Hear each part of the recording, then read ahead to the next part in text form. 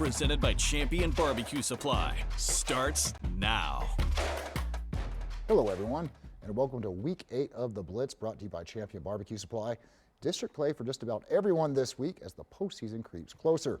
We'll start tonight in the 5A ranks, where Caprock's coming off of a loss to Amarillo High, taking on Lubbock Coronado, who's winless on the season. Both teams still searching for that first win in district play. Let out to Dick Bibbins. The Longhorns here are going to get ready. Check out this nice flip here as they come get ready to roll in that one. We're going to pick it up on the opening drive for Coronado. J.J. Villalobos going to fire that one downfield. Then Cannon Palavoda going to jump in front of it. Picks it off, but that Longhorns drive would stall. So now on the next Coronado possession, they big it into the bag of tricks. It's a wide receiver pass, and it's Palavoda again. His second pick in his mini-series. On the ensuing drive now, Xavier Vargas going to take the pitch, but then Jeremiah Sartous just going to rip it out. He would take that one back. Coronado would take the lead. It's Ernesto Alvarado. He's going to take the pitch, bouncing off defenders here, but he's going to stay up on his feet. And then he sprung free, and this is going to be a 70-yard scamper to the house. They'd go for two and take the lead. Let's go ahead and head to the scoreboard. As you can see, it was all Caprock. Oh, it's still playing, so it's in the fourth there. Then we have Tascosa taking down Monterey and Paladuro taking down Lubbock Cooper. Now we're going to head south to Happy State Bank Stadium. All right, Canyons hosting Dumas in this one. Dumas' second straight week at Happy State Bank Stadium. This is the opening drive for Dumas. Colton Mills with the RPO. Nice stiff arm there. And he's going to spin out of another tackle. He's going to take this one all the way down to the 25. A little later now in the drive. And Mills going to find Blake Robinson in the middle of the end zone. And the Demons would take the lead. On the ensuing kickoff, Dylan Haygood. He's going to field this one somewhere around the 10, maybe around the 5. He's got a wall out in front of him and a whole lot of green. He's got one man to beat, runs through that tackle, and then he is off as he outruns everyone to the house. Canyon would tie the game. Then on the next Dumas possession, Mills. He's going to keep this one on the design run. Makes a nice juke there, and then he's going to take it all the way, and Dumas would regain the lead. Then on the ensuing Eagle drive, Brock's Hacker, he's going to keep it on the draw. Weaves his way through the traffic, and that would tie the game as well. Let's check the scoreboard in this one, and you can see it was Dumas coming out on top. All right, now we're going to head back to last night out at Happy State Bank Stadium, where West Plains was hosting Pampa to kick off the week. West Plains is knocking on the door in their opening drive. Slade Russell going to dive into the end zone, and the Wolves will take the lead. Then on the ensuing drive, Jared Hill with the play fake. Then he's going to avoid the pressure, launches this one deep. Check it out. Jose Alonso goes up and makes the grab, getting the Harvesters into scoring position.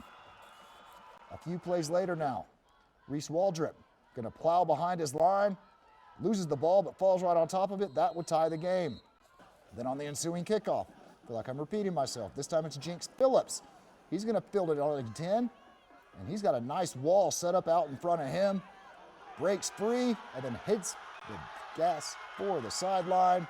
Just one man to beat. And he will. Steps through the arm tackle and in for the score.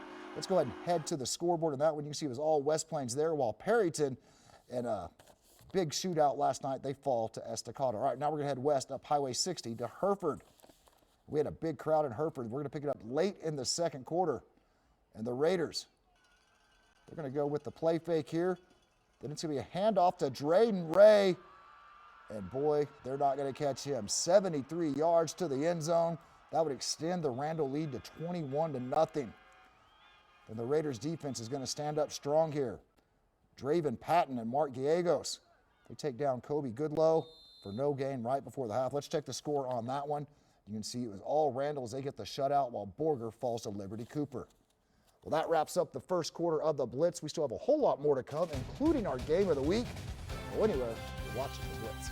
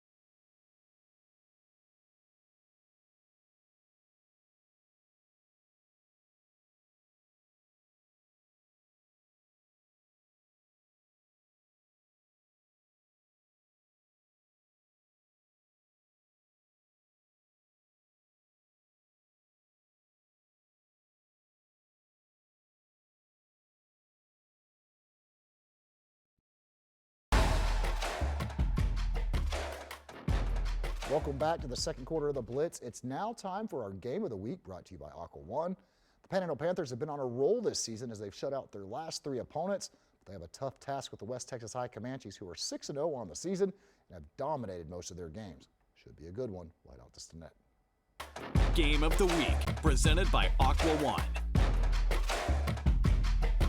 Here come the Panthers with the flags and the cheerleaders ready to go in this one. Lots of offense in the first half. We're going to start in the first quarter. Broxton Robinson going to roll out, and he connects with Landon Andrews Jr. making some nice moves. He's down the sidelines for the game's first touchdown, 7-0 Panhandle. But back comes West Texas. Cade Winter's going to call his own number. This one longer than 35 yards. He would get across the goal line, but they missed the 2-point try, so they're down 1. Still in the first, and it's Winter calling his own number again.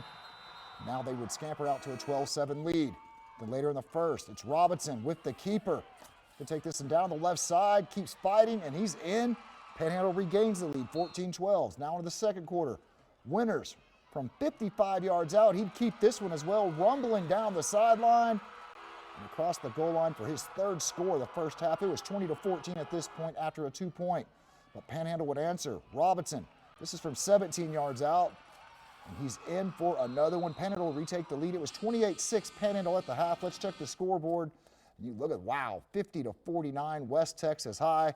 We'll head back to Stinnett, where Drew Powell is standing by with WT High head coach Jeff Smith. Yeah, thanks very much, DJ. This game was very wild and high scoring up till the very end, 50-49 in favor of the home team, WT. It started off with a bang as teams were scoring touchdowns. Defenses there didn't really clamp down until at the very end when yours came through. Yes, sir. Yes, sir. You know, that's one of those games that, you know, both of us probably prepared for it not to be so high octane, but, you know, when we had our opportunities, we took advantage of it, and, you know, we've made the play at the end to secure it. Talk about your quarterback. It just seemed like he was going up and down the field and scoring touchdowns. Man, you know, there's no words for Cade. Cade just gets behind them hogs up front and then says, here we go, and then once he gets a seam, he's done. I mean, you know, so Cade's a super guy. You enjoy this now for about 24 hours. You got a little bit of a shortened week because you have Fritch, but it's on Thursday night, right? Right. Yes, sir. Yes, sir. We'll prepare in the morning, start preparing for Fritz, but we're going to enjoy this one tonight. Okay, once again, it's the home team in our game of the week. WT High coming out on top. They came from behind to prevail as they defeated Panhandle by a final of 50-49. Reporting from Hutchinson County, I'm Drew Powell. DJ, now let's send it back to you in the studio. All right, thanks, Drew. We're going to head out to Freona now, who are hosting Canadian. This is the first play of the game. Sladen Dickinson, he's going to rip off a big one here. 50-plus yards for the Wildcat touchdown, and Canadian would take the early lead. Now after a Freona 4-and-out, Weston Mitchell, he's going to find Riggs Pennington. He's going to pick up a first down for the Wildcats. Then on the next play, it's going to be Mitchell to Gunner Brady. He could just trot on in for another score. But then on the Freona next drive, Jamison Daniels, he's going to get a big run here, and he's going to break on through and keeps on a chugging. He's going to get this one all the way down to the Wildcat 25, but that drive would stall. So then on the ensuing drive now, it's going to be Junior Cervantes around the end. And this is going to be a third Canadian touchdown of the quarter. Big run here for the Wildcats. Later still now in the first. And the Wildcats looking to add on Dickinson. He's going to go ahead and take it on in for another score. This one was all Canadian. Let's head to the scoreboard in this one. You can see it was a big win there by Canadian. All right, a few more games here for you as it's Guyman over River Road. Littlefield takes down Muleshoe. A few more scores as we have Childress with a big win over Toya, and it's Spearman over Fritch. All right, now we're going to head up to Sunray, where the Bobcats were hosting Highland Park. This is on the opening drive now for Sunray. Zeke Grajeda, he's back to pass, but that Hornet pressure going to get home. It's Riley Fry pulling him down for the sack. That would force a punt. Then on the ensuing drive, Morgan Peace, he's going to get the carry here and rumbles ahead for a nice first down. A few plays later now, Josh Marler, he's got a big arm, and he's going to show it off here as he airs it out down the sideline. Israel Arana going to pull it in. The defender would fall down, and he will take it the distance as the Hornets take the lead. At Sunray, they would strike back. Grajeda, he's going to show off his arm, launches this one deep to Dominic Dominguez, and he'll take that one in for the score. here on the two-point try now. And Grajeda, he's going to float this one up. Check it out. Case Womble pulls it in one-handed. That would tie the game up. Let's check out what the final score was in this one. And Highland Park comes out on top. Big win over Bavina. Well, that wraps up the second quarter of the Blitz. Still to come some six-man action and your out-of-state scores. Don't want to go anywhere. Watch the Blitz.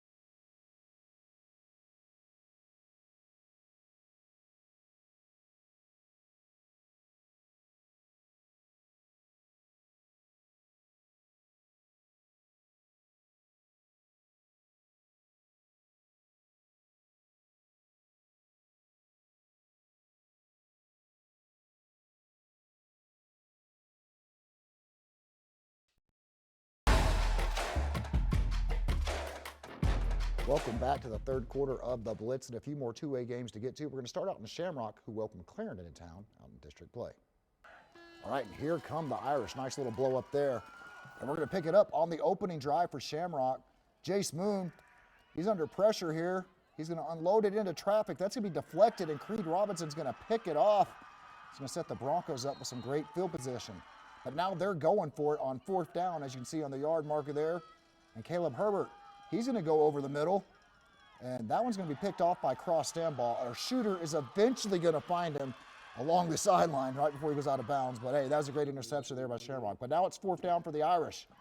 And then Moon, he's going to find a wide open stand ball, and he's going to move the sticks on that one. They will keep the drive alive. They didn't wait long to take advantage because on the next play, it's going to be Moon. He's going to launch this one perfectly between two defenders for Josh Whittington. The Irish would take the lead. But the Broncos, they would answer right back. Parker Haynes going to take this one right up the middle.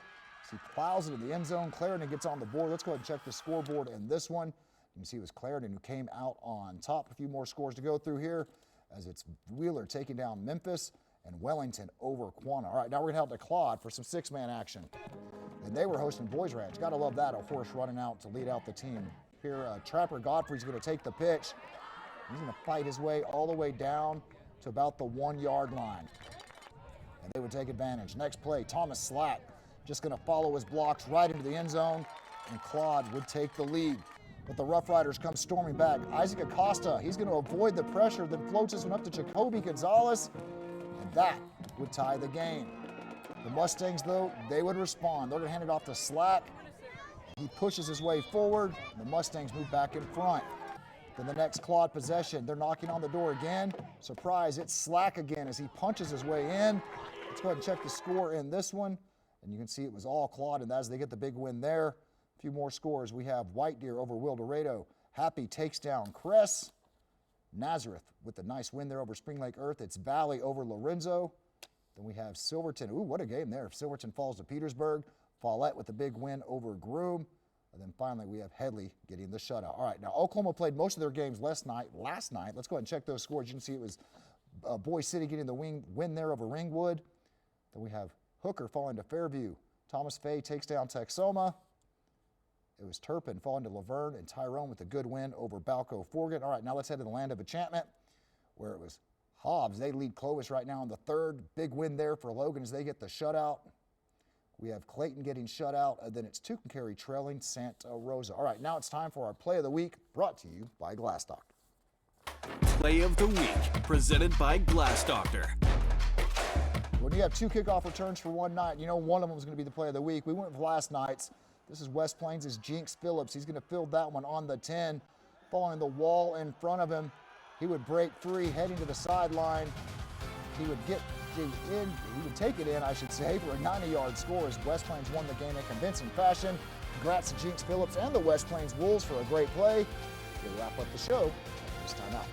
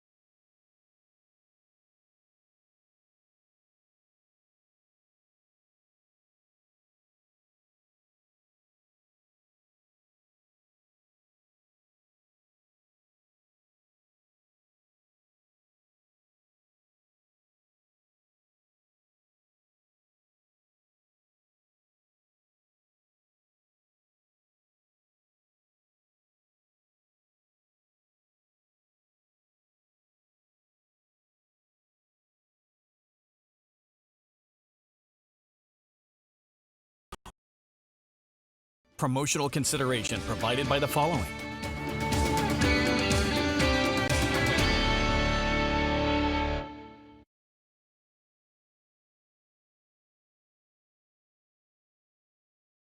Band of the Week, presented by ACFCU.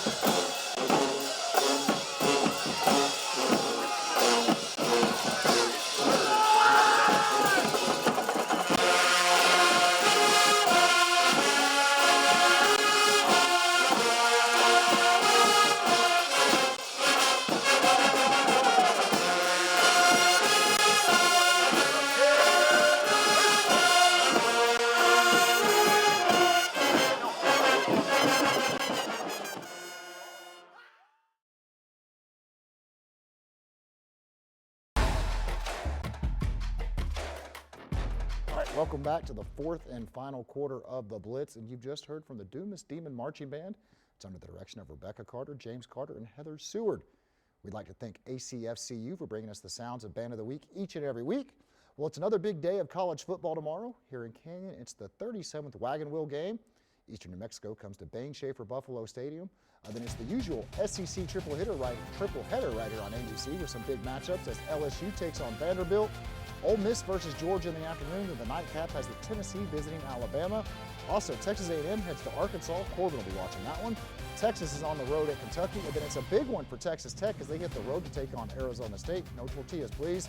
Some good volleyball matchups as well. West Plains will host Randall, and Canyon hosts Dumas. And then in team tennis, Canyon defeats Randall in the regional final to advance to the state tournament. Well, that wraps up week 8 of the Blitz. Hope you all have a great weekend.